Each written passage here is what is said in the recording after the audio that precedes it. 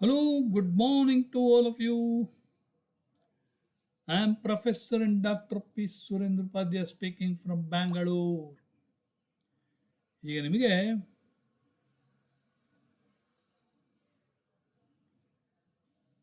ಇನ್ನೊಂದು ಮಿಥುನ ಲಗ್ನ, ಇದು ಮೂರನೇ ಮಿಥುನ ಲಗ್ನ ತಗೊಂಡ್ರೂ ಆಗ್ತದೆ. ಯಾಕಂದರೆ ಒಂದೆರಡು ಮಿಥುನ ಲಗ್ನ ಜಾತಕವನ್ನು ನಾನು ಡಿಲೀಟ್ ಮಾಡಿಬಿಟ್ಟಿದ್ದೇನೆ. ಕಾರಣ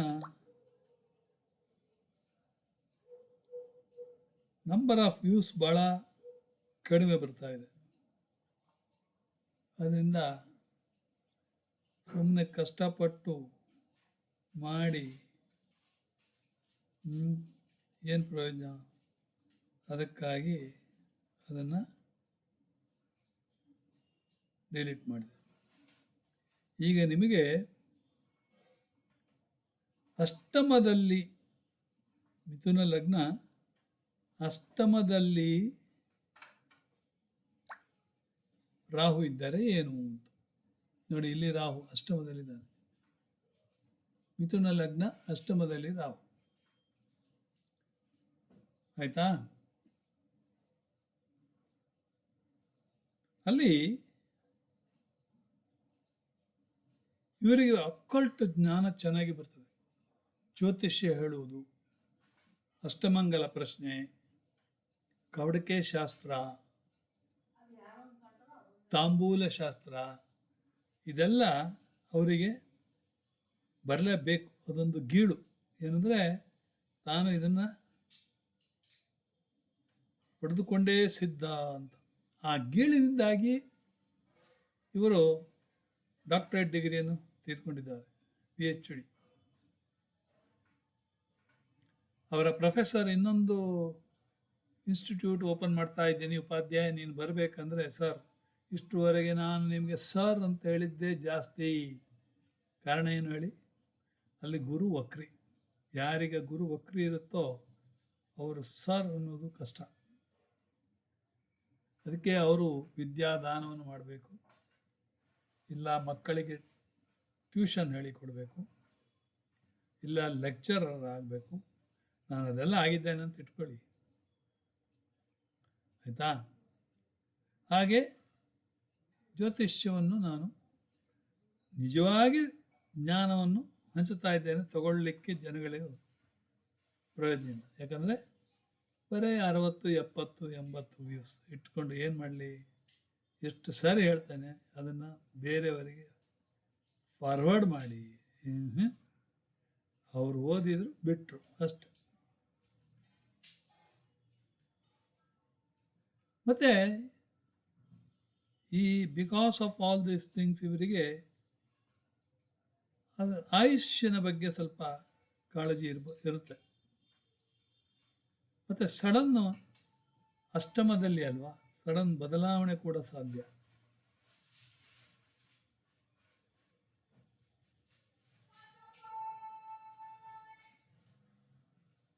ಮತ್ತು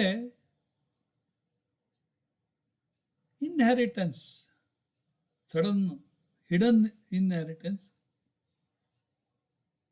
ಅದಕ್ಕೆ ಕಾಂಪ್ಲಿಕೇಶನ್ ಬಂದ್ಬಿಡುತ್ತೆ.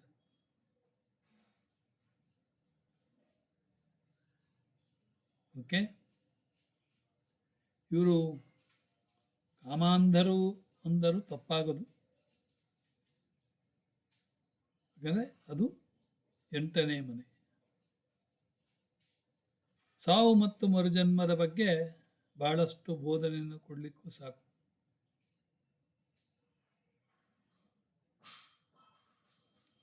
ಮತ್ತು ಇವರಿಗೆ CBIಯಲ್ಲಿ ಇರಬೇಕಾಗಿದ್ದವರು ಇವರು. ಯಾಕಂದರೆ ಇನ್ವೆಸ್ಟಿಗೇಷನ್ ಆ್ಯಂಗಲ್ ಭಾಳ ಚೆನ್ನಾಗಿದೆ. ಅಫ್ಕೋರ್ಸ್ ರಿಸರ್ಚು 8ನೇ ಮನೆ, ರಿಸರ್ಚ್ ಓರಿಯೆಂಟೆಡ್. ನೋಡಿ, ರಿಸರ್ಚ್ ಮಾಡಿ PhD ಡಿಗ್ರಿಯನ್ನು ತೆಗೆದುಕೊಂಡಿದ್ದಾರೆ, ತಪ್ಪಾಗೋದಿಲ್ಲ. 8ನೇ ಮನೆ ರಾಹು. ನಿನ್ನೆ ಒಬ್ಬರು ಬಂದಿದ್ದರು, ಅವರು 8ನೇ ಮನೆ ರಾಹುವೇ. ಆದರೆ ಬಾಪ್ರೇ, ಅತೀ ಬುದ್ಧಿವಂತ ಅಂತ ಹೇಳ್ಬೋದು. ಹುಟ್ಟುವ ಮಗುವಿನಿಗೆ ಷಡ್ಬಲ ಎಲ್ಲ ನೋಡ್ತಾ ಇದ್ದಾನೆ. ಇನ್ನೂ ಮಗು ಹುಟ್ಟಿಲ್ಲ, ಆದರೆ ಅದಕ್ಕೆ ಷಡ್ಬಲ, ಅಷ್ಟಕವರ್ಗ, ಅದನ್ನು ಅಷ್ಟಕವರ್ಗವನ್ನು ಬದಲಾಯಿಸುವುದು ಎಲ್ಲ ಮಾಡ್ತಾ ಇದ್ದ. ನಾನು ನೋಡ್ತಾನೆ ಇದ್ದೆ.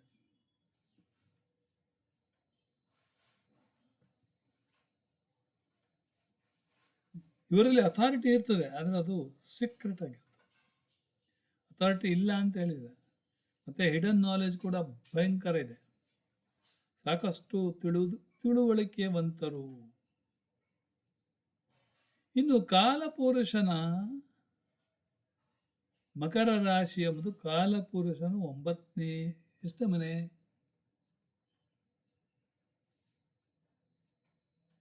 10ನೇ ಮನೆ. ಕಾಲಪುರುಷನ 10ನೇ ಮನೆ.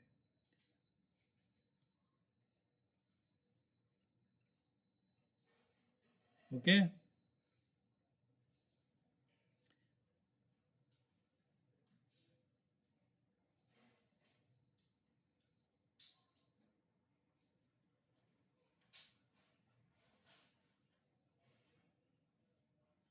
ಈಗ ರಾಹು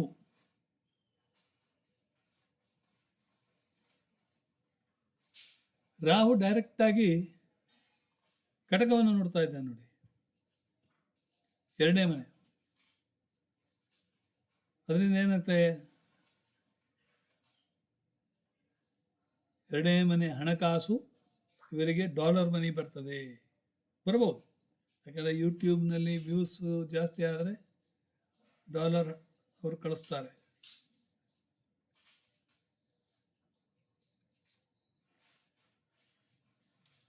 ಮತ್ತೆ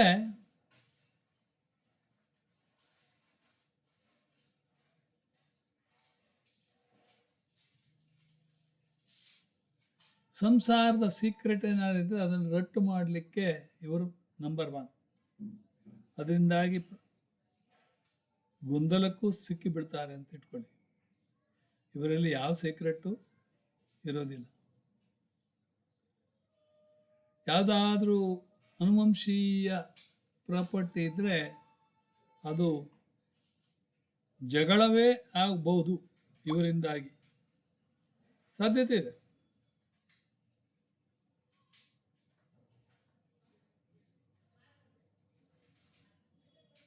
ಮುಖದಲ್ಲೇ ಇವರು ಭಾವನೆಯನ್ನು ವ್ಯಕ್ತ ಮಾಡ್ತಾರೆ, ಅದು ಬೇರೆಯವರು ಕೂಡ ತಿಳ್ಕೊಳ್ಬೋದು. ಇನ್ನು ರಾಹು 9ನೇ ಮನೆ, 9ನೇ ದೃಷ್ಟಿಯಿಂದ ಅಥವಾ ರಾಹು ಪಂಚಮ ದೃಷ್ಟಿಯಿಂದ ಕನ್ಯಾ ರಾಶಿಯನ್ನು ನೋಡ್ತಾ ಇದ್ದಾನೆ. ಕನ್ಯಾ ರಾಶಿ ಕಾಲಪುರುಷನ 6ನೇ ಮನೆ, ಚೆಸ್ಟ್ ಹಾರ್ಟ್. 4ನೇ ಮನೆ ಚೆಸ್ಟ್ ಹಾರ್ಟ್. ಸೊ ಇದಕ್ಕೆ ಸಂಬಂಧಿಸಿದ ತೊಂದರೆಗಳು ಬರ್ಬೋದು.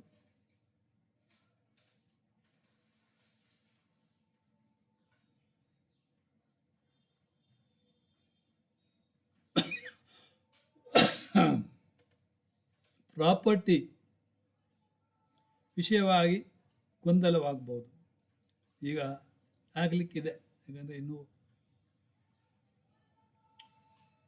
ಡಿವೈಡ್ ಆಗಲಿಲ್ಲ.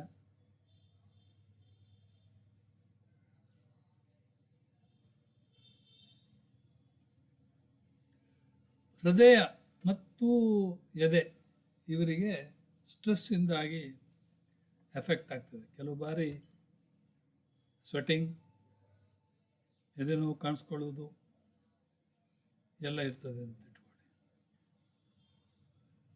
ಇನ್ನು ಶನಿ ರೂಲಿಂಗ್ ಪ್ಲಾನೆಟ್, ಯಾಕಂದರೆ ಮಕರ ರಾಶಿ ಅಲ್ವಾ, ರಾಹು ಇರೋದು ಮಕರ ರಾಶಿ. ಸೊ ಅದು ಶನಿ ಎಲ್ಲೆಲ್ಲಿ ಏನಿದ್ರೆ, ಇವರಿಗೆ ಶನಿ 4ನೇ ಮನೆಯಲ್ಲೇ ಇದೆ. 4ನೇ ಮನೆಯಲ್ಲಿ ಶನಿ ಇದ್ದರೆ ಏನಾಗ್ಬೋದು ಅಂದರೆ, ತಡವಾಗಿ ಇವರಿಗೆ ಪ್ರಾಪರ್ಟಿ ಗೇನ್ಸ್ ಸಿಗ್ತದೆ, ತಡವಾಗಿ. ಅದು ಹೌದು.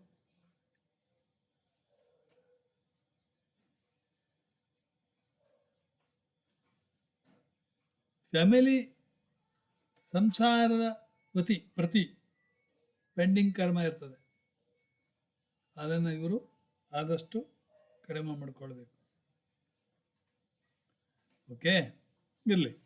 ಆಮೇಲೆ 1ನೇ ಮನೆಯಲ್ಲಿ ಶನಿ ಇದ್ದಲ್ಲಿ ಒಂದು ರೀತಿಯಲ್ಲಿ ಗಂಭೀರ ಶಿಸ್ತು, ಒಂದು ರೀತಿಯಲ್ಲಿ ಸ್ಕೂಲ್ ಟೀಚರ್ ಇದ್ದಾಗ ಮಾಸ್ಟ್ರು.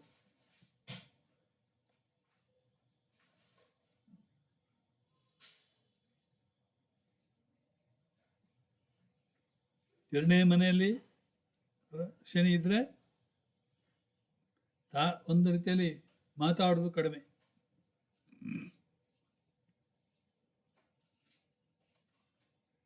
ಮಾತಾಡಿದ್ರು ಕೇರ್ಫುಲ್ ಆಗಿರ್ತಾರೆ. ಮೂರನೇ ಮನೆಯಲ್ಲಿ ಶನಿ ಇದ್ದರೆ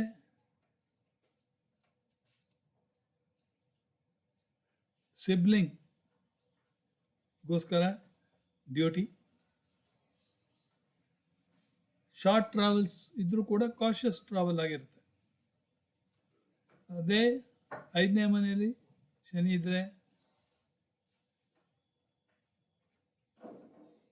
ಮಕ್ಕಳಿಗಾಗಿ ಕರ್ಮ, ಮಕ್ಕಳ ಕರ್ಮ, ಬರ್ಡನ್ಸ್. ರೊಮ್ಯಾನ್ಸ್ ಸ್ವಲ್ಪ ನಿಧಾನವಾಗಿ, ಅಗ್ರೆಸಿವ್ನೆಸ್ ಇಲ್ಲ. ಆರನೇ ಮೇಲೆ ಶನಿ ಇದ್ದರೆ ವಿಕ್ಟ್ರಿ ಓವರ್ ಎನಿಮೀಸ್, ಶತ್ರುಗಳ ಮೇಲೆ ಜಯ.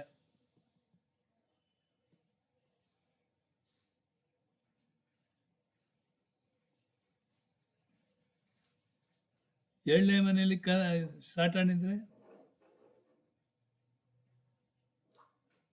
ನಿಮ್ಮ ಸ್ಪೌಸ್ ಒಂದು ರೀತಿಯಲ್ಲಿ ರೆಸ್ಪಾನ್ಸಿಬಲ್ ಆಗಿರ್ತಾರೆ, ಸಿಸ್ಟಮ್ಯಾಟಿಕ್, ಡಿಸಿಪ್ಲಿನ್ ಆಗಿರ್ತಾರೆ.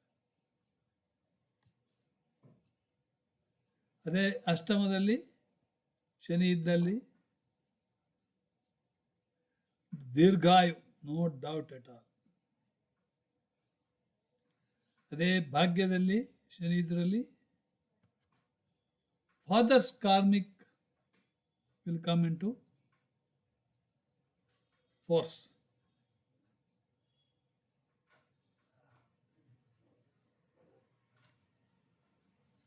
ಶಿಸ್ತು, father is very disciplined person. ಹತ್ತನೇ ಮನೆಯಲ್ಲಿ ಕಾರ್ಮಿಕ್ ಇದು ಸ್ಯಾಟರ್ನ್ ಇದ್ರೆ success through hard work, very hard work people. ಇಲ್ಲಿ ರಾಹು ಕಾಲಪುರುಷದಿಂದ ಹತ್ತನೇ ಮನೆ, ಇವರು ಕೂಡ ಹಾರ್ಡ್ ವರ್ಕೆ. ಓಕೆ. 11ನೇ ಶನಿ ಇದ್ರೆ ಫ್ರೆಂಡ್ಶಿಪ್ ಸರ್ಕಲ್ ವಿಲ್ ಬಿ